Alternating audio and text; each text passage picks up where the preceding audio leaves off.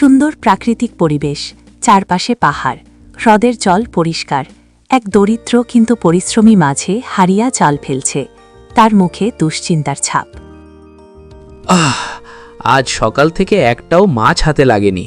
হে ভগবান, আজও যদি খালি হাতে বাড়ি যাই তাহলে খাবো কি? কিছুক্ষণ পর সে কষ্ট করে জাল টানে, ভেতরে দেখে চমকে ওঠে। আরে বাহ, এই তো দারুণ ব্যাপার! জালের ভেতরে লাল রঙের মাছ। হে মানব, দয়া করে আমাকে ছেড়ে দাও। আরে, মাছ কথা বলছে? তুমি কে? আমি কোনো সাধারণ মাছ নই, আমি জাদুকরি মাছ। যদি তুমি আমাকে ছেড়ে দাও তাহলে আমি তোমাকে 3টি ভবিষ্যতের গোপন কথা বলবো। আরে, আমার ভবিষ্যৎ নিয়ে কোনো চিন্তা নেই। এখন আমার শুধু পেট ভরে খাওয়াটাই জরুরি। তোমাকে বিক্রি করলে আমি ভালো টাকা পাবো। হয়তো আমাকে বিক্রি করে তুমি কিছু টাকা পেতে পারো, কিন্তু যদি আমাকে ছেড়ে দাও তাহলে তোমার জীবনটাই বদলে যেতে পারে। যদি সত্যি বড় কিছু পাওয়া যায়, ঠিক আছে, বল কি করতে হবে। আগে তুমি আমার 2টা প্রশ্নের উত্তর দাও। উত্তর ঠিক হলে তবেই আমি সব বলবো। আরে, এও কি কোনো কথা? যা জিজ্ঞেস করার জিজ্ঞেস কর, আমি প্রস্তুত আছি। বলতো, এমন কোন জিনিস আছে যেটা যতই ভরতে থাকি ততই হালকা হয়ে যায়? যত ভরবো তত হালকা হয়। আরে হ্যাঁ, বুঝেছি, বেলুন। যত বেশি বাতাস ভরি ততই সেটা হালকা হয়ে উপরে উঠে যায়। খুব ভালো উত্তর। এবার দ্বিতীয় প্রশ্নটা শোনো। কোন জিনিসটা পাখা ছাড়াই উড়ে, মুখ ছাড়াই কথা বলে, আর শরীর ছাড়াই কাঁদে? বিনা পাখায় উড়ে, বিনা মুখে কথা বলে, বিনা শরীরে কাঁদে। আরে বুঝেছি, এটা হলো মেঘ। ওটা উড়ে বেড়ায়, গর্জন করে, আর বৃষ্টি হয়ে ঝরে পড়ে। সাব্বাস, তুমি 2টা প্রশ্নেরই সঠিক উত্তর দিয়েছ। এখন তোমার জীবনের জন্য 3টা গুরুত্বপূর্ণ কথা বলবো, মন দিয়ে শোনো। প্রথম কথা, তোমার বিয়ে কোনো মানুষের সঙ্গে হবে না। দ্বিতীয় কথা, তোমার সন্তান তোমার কাছ থেকে দূরে চলে যাবে। তৃতীয় কথা, একটি অলংকার তোমার জীবন বদলে দেবে। আরে, এসব কেমন অদ্ভুত কথা! মানুষের সাথে বিয়ে না হলে সন্তান হবে কিভাবে? আর একটা সাধারণ অলংকারী বা আমার জীবন কিভাবে বদলে দিতে পারে? সময় এলে তুমি সব বুঝতে পারবে। মনে রেখো, আজকের এই দেখা তোমার জীবনের ভাগ্য বদলে দেবে। আচ্ছা আচ্ছা, তোমার ওপর আমার কোনো বিশ্বাস নেই। ধন্যবাদ, তোমার সঙ্গে আমার আবার দেখা হবে। হরিয়া মাছটিকে পানিতে ছেড়ে দেয়। মুহূর্তের মধ্যে মাছটি ঝলক দিয়ে অদৃশ্য হয়ে যায়।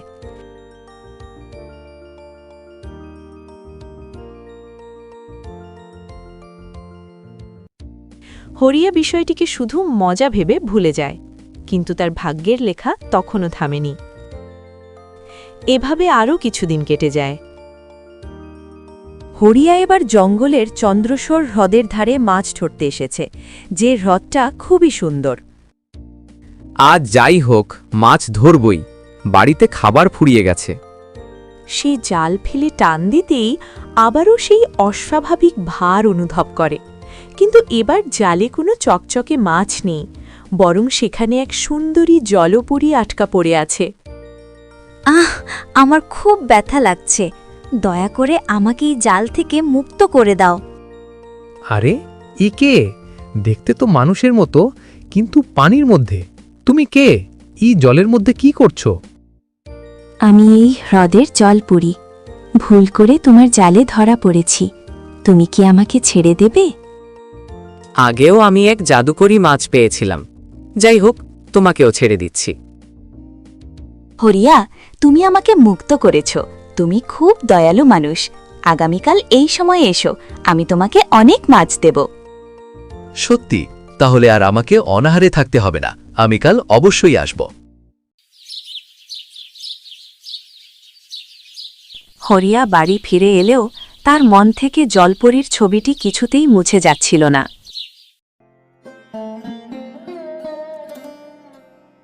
জানি না কেন তার কণ্ঠস্বর বারবার মনে পড়ছে। আমার কি হয়েছে?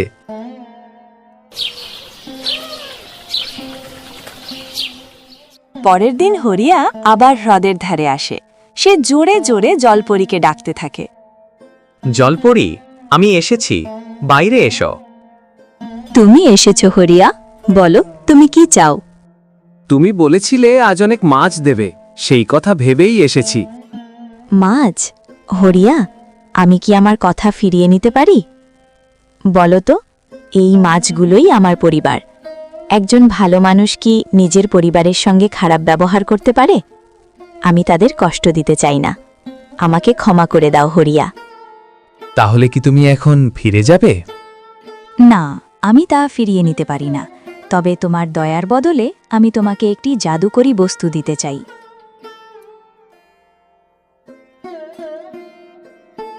এই শঙ্খ, এতে তুমি যা চাইবে তাই পাবে। যা চাইব তাই পাব? হে জাদুকরী শঙ্খ, আমার ইচ্ছা হলো আমি এই জলপরীকে বিয়ে করতে চাই। আমি তাকে আমার স্ত্রী হিসেবে পেতে চাই।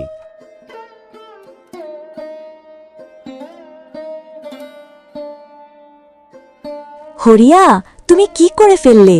এখন আমি জলের জগৎ থেকে বিচ্ছিন্ন হয়ে গেলাম। আমি কি করব? সারা রাত ঘুমাতে পারিনি, শুধু তোমার কথাই বারবার মনে পড়ছিল। আমার টাকা পয়সা কিছুই চাই না, শুধু তোমার সঙ্গ চাই। তুমি নিজের জন্য কিছুই চাওনি, শুধু আমাকেই বেছে নিলে। হ্যাঁ, কারণ সত্যিকারের সুখ ধনে নয়, সঙ্গতেই থাকে। হঠাৎ করে এক ঋষি সেই পথ দিয়ে আসছিলেন। তিনি হরিয়া ও জলপরীর কথোপকথন দেখে থেমে গেলেন। আরে, এ কি দেখছি? মানুষ আর জলপরি কথা বলছে। প্রণাম ঋষিবর, দয়া করে বলুন, মানুষ আর জলপরীর বিয়ে কি সম্ভব? শান্ত হও, এগুলো সব ভাগ্যের খেলা। তোমাদের মিলন আগে থেকেই ভাগ্যের পাতায় লেখা আছে, কেউ তা আটকাতে পারবে না। কিন্তু ঋষিবর, এটা কিভাবে সম্ভব? এর অন্য কোনো কি উপায় আছে? প্রত্যেক সমস্যার সমাধান থাকে। আমি তোমাকে এই জাদুকরী রত্ন দিচ্ছি। যতদিন এই রত্ন তোমার কাছে থাকবে, তুমি ইচ্ছে মতো জলপরী থেকে মানুষে এবং মানুষ থেকে জলপরীতে রূপান্তরিত হতে পারবে। কিন্তু মনে রেখো, যদি এই রত্ন হারিয়ে যায়, তবে তুমি তৎক্ষণাৎ যে দুনিয়ায় থাকবে সে দুনিয়ায় চিরদিনের জন্য আটকা পড়বে। আমি এই শর্ত মেনে নিচ্ছি ঋষিবর। সময় কেটে যায়। হরিয়া আর জলপরীর বিয়ে পুরো গ্রামের সামনে ধুমধাম করে সম্পন্ন হল। একজন গরিব মৎস্যজীবী আর জলকন্যা এখন একসঙ্গে নতুন সংসার। দেখ, হরিয়ার ভাগ্য, কি সুন্দরী স্ত্রী পেয়েছে। মনে হচ্ছে এই কোনো সাধারণ নারী নয়। ঠিক বলেছিস, মনে হয় যেন স্বর্গের অপ্সরা। আজ থেকে আমরা চিরকাল একসঙ্গে থাকব। হ্যাঁ হারিয়া, এখন থেকে এটাই আমার সংসার। বাড়িতে হাসি ও আনন্দে দিন কাটতে লাগল। কিছু বছর পর তাদের ঘরে এলো এক কন্যা আর এক পুত্র, নিশিতা ও বিবান। কি হয়েছে? তোমাকে দেখে মনে হচ্ছে তোমার মন খারাপ। হারিয়া, আমার সেই জলের দুনিয়ার কথা খুব মনে পড়ছে। ওটাই ছিল আমার আসল ঘর আর আপন সংসার। কিন্তু এখন তোমার ঘর তো এখানেই, আমাদের এই পরিবারেই। আমি তোমাদের সবাইকে ভালোবাসি, কিন্তু সমুদ্রের ঢেউ আর আমার সেই জগৎ যেন আমাকে বারবার ডাকছে। আমি সেই জাদুর রত্নের সাহায্যে কি আবার জলের দুনিয়ায় যেতে পারি? তুমি কি আমাদের ছেড়ে চলে যাবে? না, চিরদিনের জন্য নয়, শুধু নিজের আপনজনদের দেখতে আর নিজের বাড়িতে একটু ঘুরে আসতে চাই। তুমি তাড়াতাড়ি ফিরে এসো, তোমাকে ছাড়া এই বাড়িটা একেবারে ফাঁকা ফাঁকা লাগে। তুমি আমার ছেলেদের দেখাশোনা করিও, আমি খুব শীঘ্রই ফিরে আসব।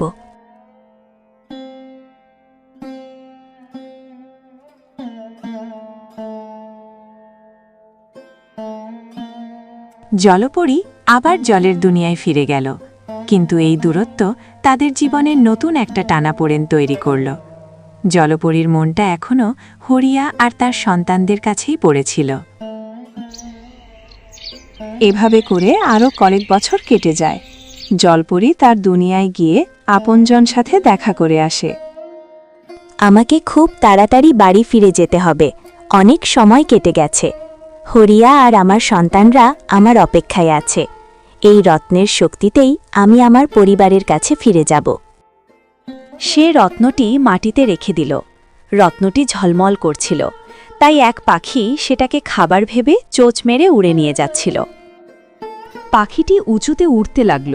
তখন রত্নটি তার ঠোঁট থেকে ফসকে নিচে পড়ে গেল এবং সঙ্গে সঙ্গে ডুবে গেল। হায়, আমার সব শেষ। এখন আমি কিভাবে বাড়ি ফিরে যাব? সে হ্রদের জলে হাত দিয়ে রত্নটা খুঁজতে থাকে, কিন্তু অনেক খোঁজাখুঁজির পরও রত্নটি আর খুঁজে পায় না। কোথাও পেলাম না। এখন আমি আর মানব দুনিয়ায় ফিরতে পারবো না। না হরিয়াকে দেখতে পাবো, না আমার সন্তানদের। হে ভাগ্য, এ কোন পরীক্ষা নিচ্ছ? পিতাজি, তুমি বলেছিলে মা আজকে আসবে, কিন্তু সে তো এখনো এলো না। বুঝতে পারছি না, হয়তো চলে আসবে। ভাগ্য যেন নিজের মতো করে খেলা খেলছিল। এক ছোট্ট ঘটনা পুরো পরিবারকে ভেঙে ছিন্ন ভিন্ন করে দিল। সময় কেটে গেল, কিন্তু জলপরী আর কখনো ফিরে এলো না। হরিয়া একাই তার 2 ছেলেকে বড় করার কঠিন দায়িত্ব নিজের কাঁধে তুলে নিল। নিশিতা, বিবান, আমি কাজে যাচ্ছি, তোমরা ঘরের মধ্যেই থেকো। হরিয়া একাই মা বাবা দুজনেরই দায়িত্ব পালন করল। সে চেষ্টা করল তার সন্তানরা যেন কখনো মায়ের অভাব অনুভব না করে। সময়ের সাথে সাথে ছেলেরা ধীরে ধীরে বড় হতে লাগল। নিশিতা, পিতাজি আমাদের জন্য কত ত্যাগ করেছেন, কিন্তু আমার মনে সবসময় একটা প্রশ্ন থেকে ঘুরপাক খায়, আমাদের মা আসলে কোথায়? পিতাজি, আজ আমাদের সত্যি করে বলুন, মা আমাদের ছেড়ে কেন চলে গেলেন? তোমাদের মা কোনো সাধারণ নারী ছিলেন না, তিনি ছিলেন এক জলপরী। কি বলছেন? জলপরী? তাহলে তিনি এখন কোথায়? তিনি নিজের লোকদের সাথে দেখা করতে গিয়েছিলেন, কিন্তু আর ফিরে আসতে পারেননি। কেন জানি মনে হয় তার জাদুর রত্নটি হারিয়ে ফেলেছে। তাহলে কি তিনি আজও আমাদের জন্য অপেক্ষা করছেন? হ্যাঁ বাবা, হয়তো তাই হবে। হ্যাঁ, আমরা তাকে ফিরিয়ে আনব। পিতাজি, আমাদের অনুমতি দিন, আমরা মাকে খুঁজতে যাব। এই পথ সহজ নয়, এখানে সাগর, জঙ্গল আর নানা অচেনা বিপদ রয়েছে। আপনি আমাদের সাহস হওয়া শিখিয়েছেন পিতাজি, এখন আপনি আমাদের দায়িত্ব পালন করতে দিন। তোমাদের মাকে তো আমি হারিয়ে ফেলেছি, কিন্তু নতুন করে আমি আবার তোমাদেরকে হারাতে চাই না। না বাবা, আপনি একদম চিন্তা করবেন না, আমরা অবশ্যই আমাদের মাকে ফিরিয়ে নিয়ে আসব। ঠিক আছে, তোমরা সাবধানে যেও।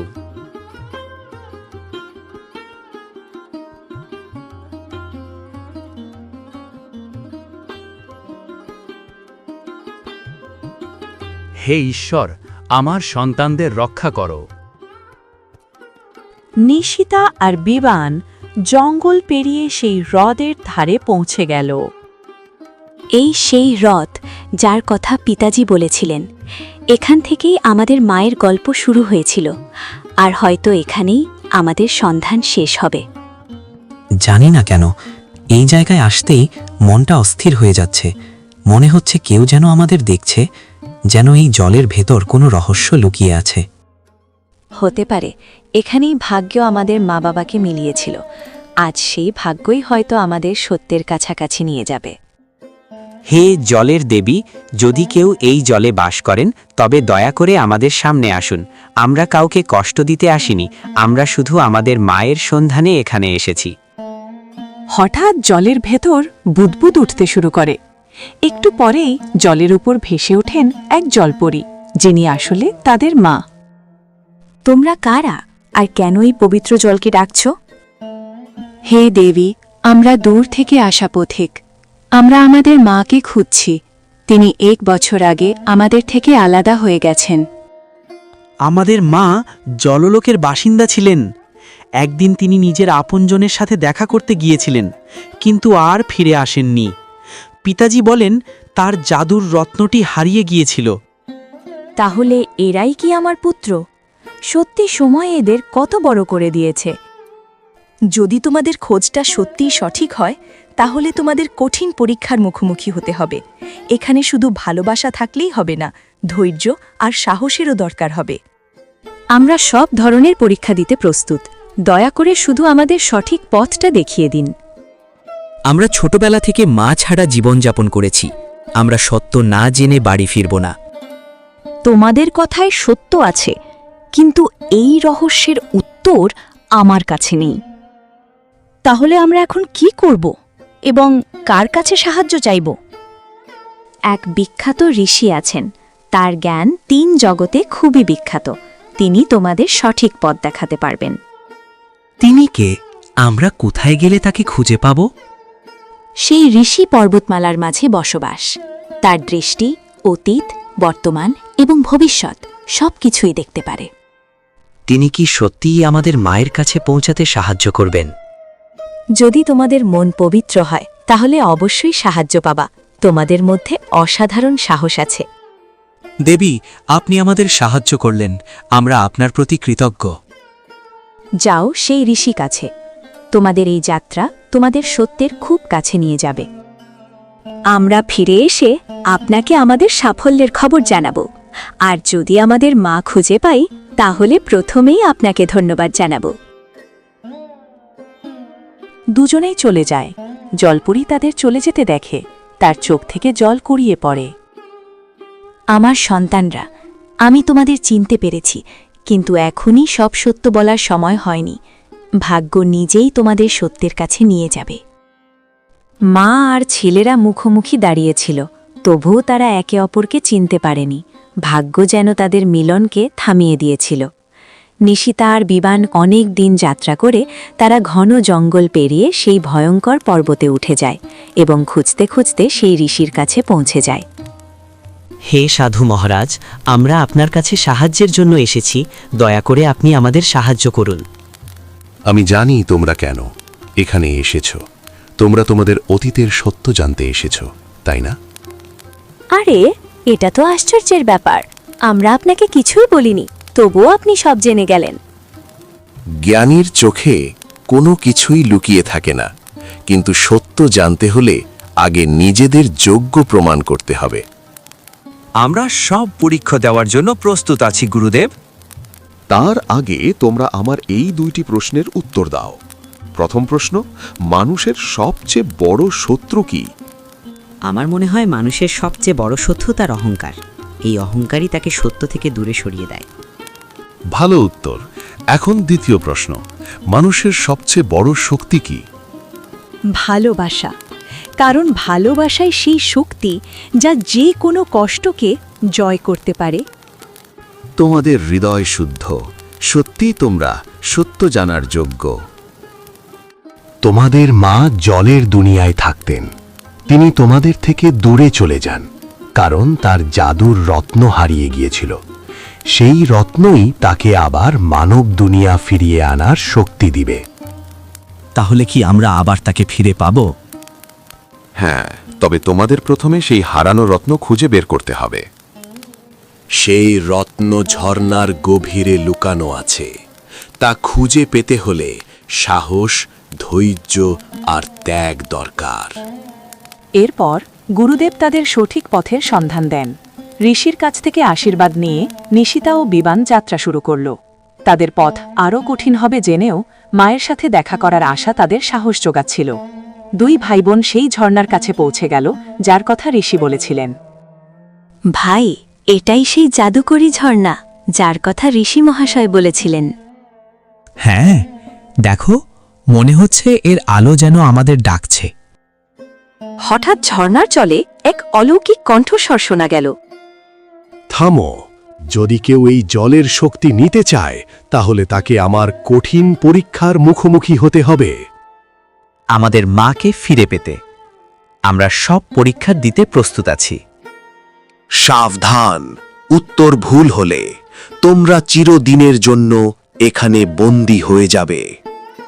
আমরা রাজি, আপনি প্রশ্ন শুরু করুন। প্রথম ধাঁধা, কোন জিনিসটা ভাঙার আগে বলতে হয়? ভাঙার আগে বলতে হয়। উত্তর হল ওয়াদা, কারণ ওয়াদা দেওয়ার পরেই সেটা ভাঙা যায়। সঠিক উত্তর। তোমাদের বুদ্ধি প্রশংসনীয়। এবার দ্বিতীয় ধাঁধা। এমন কি জিনিস যা তোমাদের কিন্তু অন্য লোকেরা তোমাদের চেয়ে বেশি ব্যবহার করে? উত্তর পেয়ে গেছি। এটা হলো আমাদের নাম। অন্য লোকেরা আমাদের চেয়ে আমাদের নাম বেশি নেয়। তোমরা দুজন বুদ্ধি, ধৈর্য আর সাহসের পরীক্ষায় পাস করেছ। আমি তোমাদের ওপর সন্তুষ্ট। জল থেকে সে আলোকিত রত্নটি ভেসে ওঠে। এই পবিত্র রত্নটি তোমাদের সত্যের কাছে পৌঁছাতে সাহায্য করবে। কঠিন পরীক্ষার পর নিশিতা ও বিবান অবশেষে সেই জাদুর রত্ন নিয়ে সেই হ্রদের ধারে পৌঁছাল, যেখান থেকে তাদের গল্প শুরু হয়েছিল। বিবান ধীরে ধীরে রত্নটি হ্রদের জলে ফেলে দেয়। সঙ্গে সঙ্গে চারিদিকে তীব্র আলো ছড়িয়ে পড়ে। জলের গভীর থেকে ধীরে ধীরে এক অলৌকিক রূপ ভেসে ওঠে, সেই রহস্যময়ী জলপরী। আমার সোনামণিরা, এখন আমি আর সত্য লুকিয়ে রাখতে পারছি না। তাহলে আপনি আমাদের মা? হ্যাঁ বেটা, কয়েক বছর আগে আমি মানব দুনিয়ায় তোমাদের বাবা হরিয়ার সঙ্গে থাকতাম, কিন্তু জাদুর রত্ন হারিয়ে যাবার পর আমি জলের দুনিয়ায় আটকা পড়ে যাই। চাইলেও আর ফিরে আসতে পারিনি। প্রতি মুহূর্তে তোমাদের কথাই মনে পড়ত। নিথিতা ও বিবানকে খুঁজতে খুঁজতে হরিয়াও সেই হ্রদের ধারে পৌঁছে গিয়েছিল। এটা কিভাবে সম্ভব? তুমি কি সত্যি?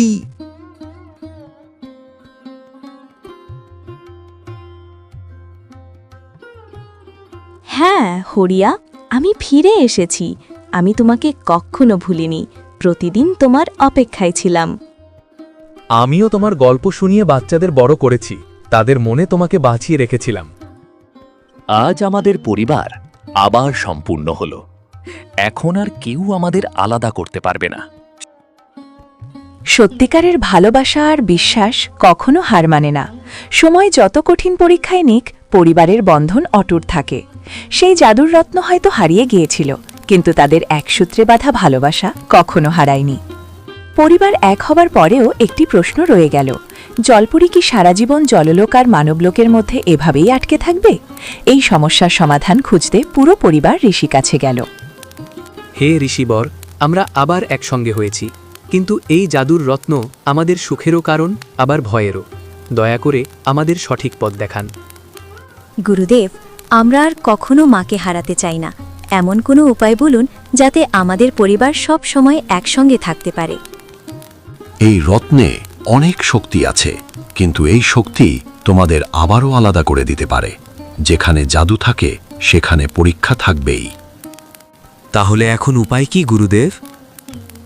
একটাই পথ, হয় জলপুরীকে জললোকে ফিরে যেতে হবে, অথবা এই রত্ন চিরদিনের জন্য ধ্বংস করতে হবে। যদি রত্নটি ধ্বংস হয়ে যায়, তবে আমি চিরদিনের জন্য মানুষ হয়ে যাব। আর কখনো কি জললোকে ফিরে যেতে পারবো না? জলপরীর সামনে এক কঠিন সিদ্ধান্ত, পুরনো সংসার নাকি নতুন পরিবার। আমার কাছে সবচেয়ে বড় সত্য আমার পরিবার। আমি আমার সন্তান ও স্বামীর সঙ্গেই থাকতে চাই। আমি মানুষ হয়েই জীবন কাটাতে চাই। তোমাকে কোনো ত্যাগ করতে হবে না। না হরিয়া, এ ত্যাগ নয়, এ আমার সৌভাগ্য। জলপুরের সিদ্ধান্তের পর ঋষি নিজের হাতে রত্নটি নিলেন। মন্ত্র পড়ে তিনি রত্নটি ধ্বংস করে দিলেন। এখন তুমি পুরোপুরি মানুষ হয়ে গেছো। এখন থেকে তোমার জীবন শুধু তোমার পরিবারের সঙ্গেই থাকবে। ভালোবাসায় সবচেয়ে বড় জাদু, যা তাদেরকে আবার এক করে দিল।